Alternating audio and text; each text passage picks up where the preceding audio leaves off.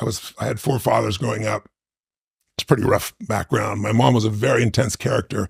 A huge part of who I am, I owe to her because she challenged me so strongly. I became a practical psychologist to deal with things. Really loving woman, but when she mixed alcohol with prescription drugs, she was very violent. And I had to protect my younger brother, younger sister. So, I had these experiences early on that were so painful. And then she picked my fourth father out of the house. She's a fairly powerful woman. He went back east. He was the one who I loved the most. And then she chased me out of the house with a knife on Christmas Eve. And I know she wasn't going to kill me, but I wasn't going back in that place, And I remember coming out of the beginning, it was anger that drove me. I'm just going to show you type of thing. But that fuel doesn't last. And then the next fuel that people tend to use is, I got to succeed. But there's a little fear underneath that's driving them, which is like, what if I don't? Versus a knowing, it's like, one of my original mentors, Jim Rohn, used to have this phrase. He used to say, Tony, don't worry about it. If you give your all every day, your gifts will make room for you.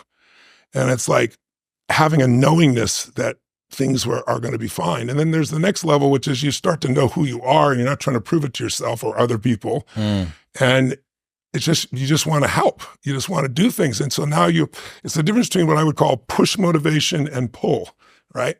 Push is, I'm going to make this happen. And it takes tremendous willpower. And I know you have plenty of willpower. I do as well. But there's a limit to willpower. But there's no limit to pull. Pull is when there's something magnificent that you want to serve, something that you've got an obsession for to create or to do or make happen. And that you don't lose that energy. You don't lose those components, and you're able to laugh and enjoy along the way, as opposed to, oh, by my God, if I don't keep doing this. And I used to believe that too. It's like, I got to be so intense every moment. And then my wife's been a huge help in that also. When I met her, I was like, I'm a serious mofo. I want to change the world. I work 20-hour days and stuff. I want to laugh more. Some days I wish I hadn't said that to her because she's so crazy, but she's one of the great gifts of my life. And I surround myself with so many brilliant and funny people that my life has, the joy and the achievement. I think that's a balance a lot of people are trying to play with as well. They like to take things seriously. They care about their work. They're earnest, right? Yes. Earnestness being the bravery to take your emotions seriously. Yes. And this can end up sapping the fun and the play out of life. Yes. So you want to be treated like a serious person, like an operator, like someone that's here to actually do things and make a dent in the world.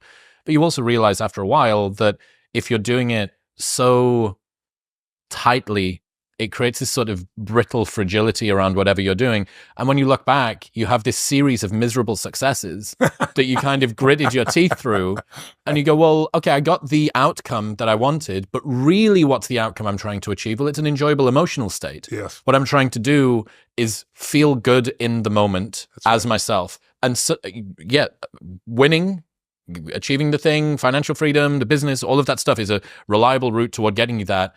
But there's a much more direct route, which is to enjoy the thing. So there is another tension here, I think, between seriousness of pursuit and joy and ease in the moment. And finding the balance between those two is something I think a lot of people struggle with. That's true. It's an art. It's chemistry, right? And you don't get it right in the beginning. And, it takes time, and you have to have the intention to want both. I remember when I met my trainer, Billy, years ago. He's one of my dearest friends. And he's brilliant. And he said, what do you really want out of your training? He goes, because what I find is I don't know why you even need me. He goes, no one needs to push you. I got to push you back. I got to stop you from going that hard. He goes, I said, no, I'm not looking for motivation. I said, I want to be specific. I want to produce very precise results. But I said, at this point, I think I've been working out like a crazy person. I suppress my oxygen. I do, you saw what I do. It's just ridiculous. I'm a biohacker, right?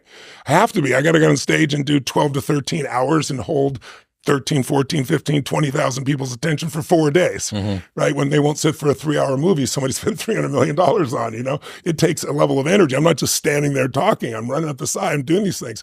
So I said, I don't want to give up any of that. I need that power in me to be able to produce. But I said, I want to have fun.